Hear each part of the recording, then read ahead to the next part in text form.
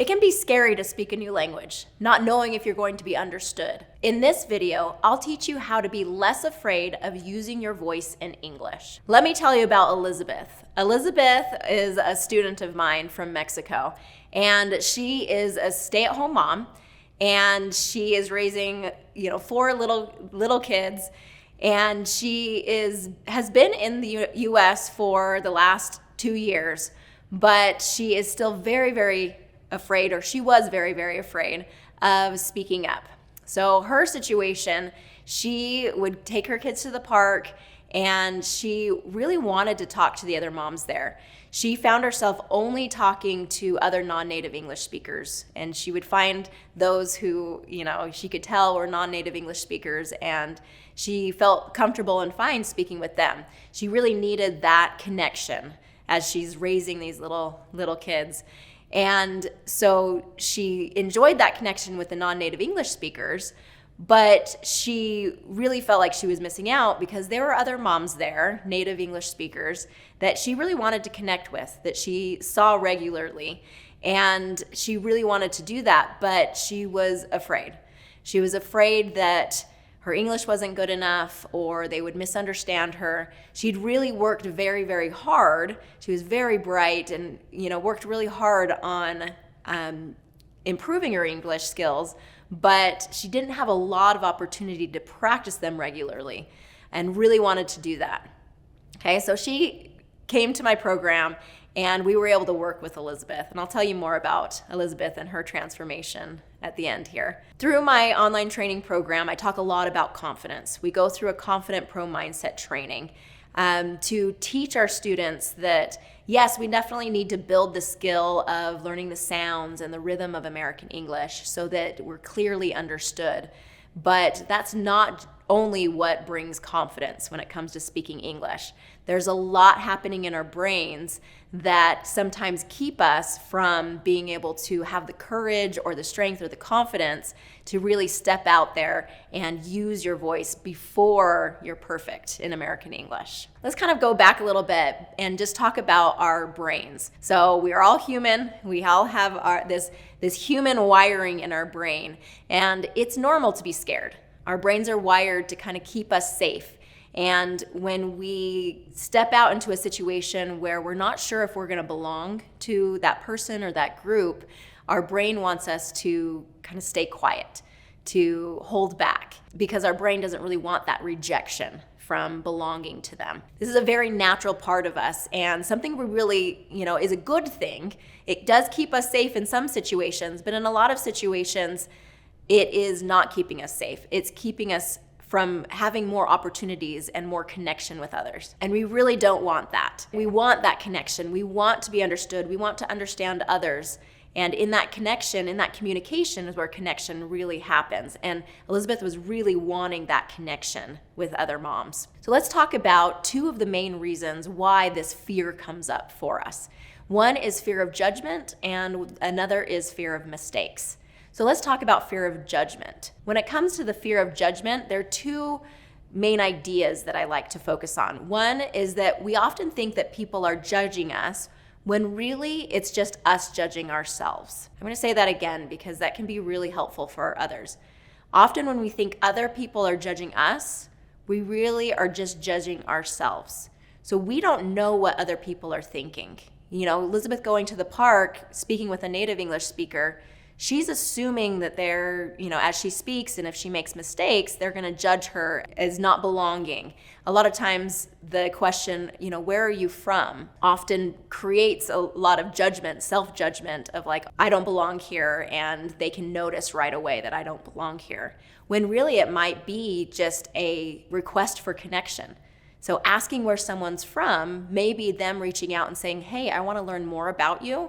And this is the only thing I can really think of to be able to cross that bridge. Asking someone where they're from is also a very common thing for native English speakers to say to each other. It's a connecting thing. It's a way that we can kind of identify some commonality between us. So one thing is, they might not be judging you at all. You might just be judging yourself and being kind of critical of yourself of like, oh, my English isn't good enough. when really they don't care at all. So we have to really look at our self-judgment and the way that we're really talking to ourselves and thinking about ourselves. The second thought when it comes to fear of judgment is sometimes other people are judging us, and that might be true.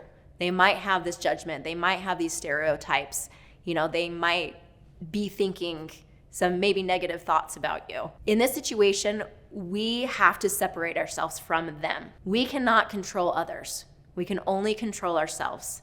So let's let them think what they want to think, but it's important for you to think what you want to think. What matters most is that you think highly of yourself, that you think that you are great, and that your English is good enough, and that as you speak up, you're going to be able to keep improving and growing. When you have that love and respect for yourself, then others tend to follow along. But when you are kind of holding back because you're not valuing yourself and who you are, then others may follow that lead as well. So the most empowering thing you can do is really be able to focus, okay, I can only control me. And with that power of just being able to control me and my thoughts, how do I want to think about myself? So here are some power thoughts, I like to call them power thoughts, that you could use in these situations. Maybe you can think to yourself, I speak multiple languages. That's pretty amazing of me.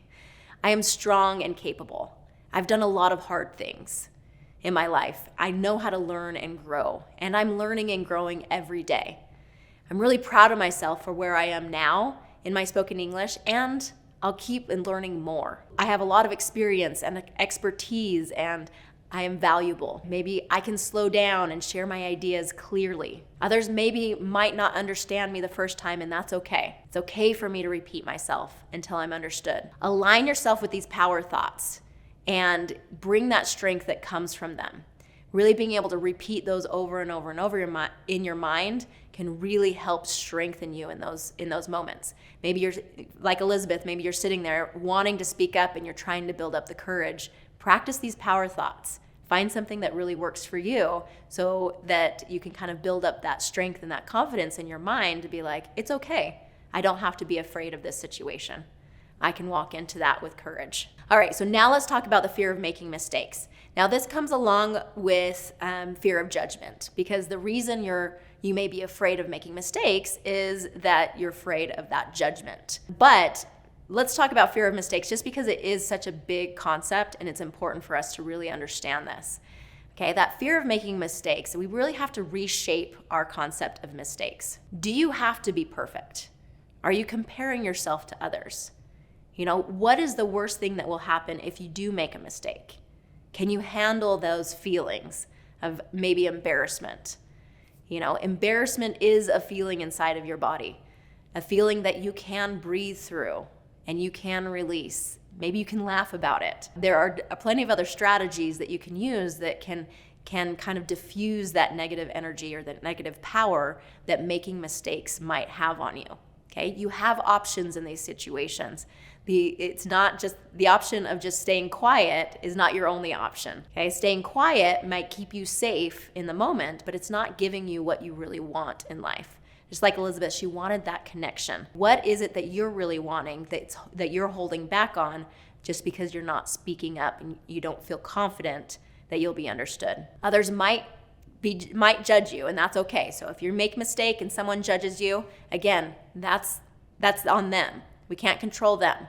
Okay, align with your own personal power, and let's really build that power from within. And just think, if you can overcome your fear of making mistakes or that fear of judgment, think of all that can come from it.